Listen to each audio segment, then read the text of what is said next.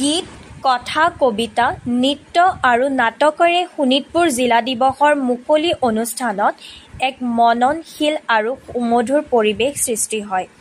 তেজপুৰৰ নেৰিৱালাম প্ৰেক্ষাগৃহত অনুষ্ঠিত আড়ম্বৰপূৰ্ণ অনুষ্ঠানত পৰ্যটক উপকৃত হ'ব পৰাকৈ এখন বিশেষ গ্ৰন্থ আনুষ্ঠানিকভাৱে উন্মোচন কৰে কটন বিশ্ববিদ্যালয়ৰ উপাচাৰ্য ড ৰমেশ চন্দ্ৰ ডেকাই। নদুৱাৰ সমষ্টিৰ বিধায়ক পদ্ম হাজৰিকাই আনুষ্ঠানিকভাৱে উদ্বোধন কৰি কবিতা আবৃত্তিৰে জীপাল কৰি তোলে পৰিৱেশ। মই জীয়াই আছো কঠিন শিকলিৰ বানৰত বান্ধ খাই থকা শৰীৰৰ ৰক্ত মাংসৰ মাজত মোৰ অস্তিত্বই মোকেই আজুৰি বিজুৰি বাট বিচাৰি ফুৰে গুজৰি ঘুমৰি। কেতিয়াবা যেতিয়া চৌপাশে আত্মীয় স্বজনৰ সকলোৱে দুখৰ ভাৰ লৈ মূৰ কৰি ৰৈ থাকে আত্মজিঞ্জা হৰনিশ্চয়তাৰে, তেতিয়া মোৰ অস্তিত্বই চাই থাকে মোক কুণ্ঠাহীন প্ৰত্যয়েৰে। মই চিঞৰি চিঞৰি কথা কওঁ বৰফাবৃত পাহাৰটোলৈ চাই ৰ।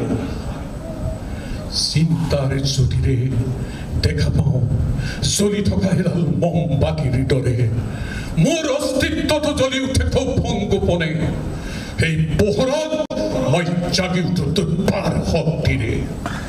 তেতিয়া তুৰন্ত স্পৃহা আৰু ক্ষুদিত গৰ্জনেৰে সমস্ত দিনৰ ব্যৰ্থতাৰ বিৰুদ্ধে প্ৰতিবাদ কৰোঁ। আসন্ন মুক্তিৰ গতিয়ে কঠিন বান্ধ ভাঙি দিয়ে।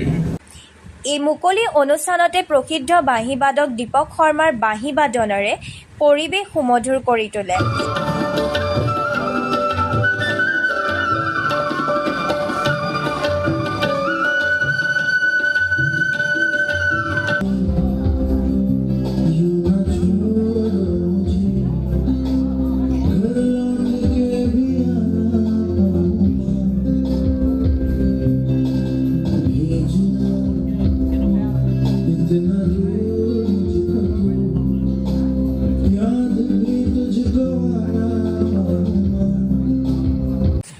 আন্তঃৰাষ্ট্ৰীয় খ্যাতিসম্পন্ন অভিনেত্ৰী হিমা বিশ্বাস পৰিচালিত আৰু অভিনীত নাটক স্ত্ৰী পত্ৰ ই মন্ত্ৰমুগ্ধ কৰি তোলে উপস্থিত দৰ্শকক।